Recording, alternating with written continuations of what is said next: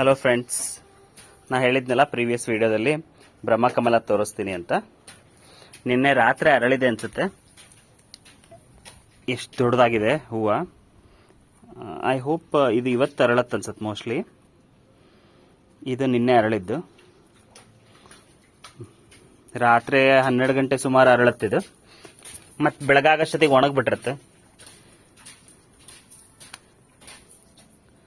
ಇದು ಪ್ರಾಬಬ್ಲಿ ಇವತ್ತು ಅರಳಬಹುದು.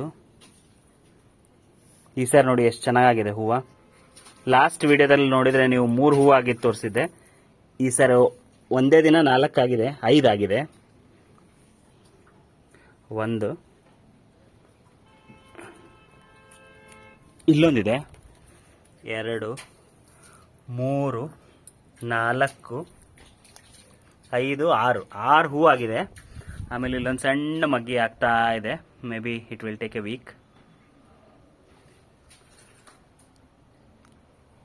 ತುಂಬ ಚೆನ್ನಾಗಾಗತ್ತೆ, ನೋಡಿದ್ರೆ ಖುಷಿ ಆಗುತ್ತೆ. So very easy to grow.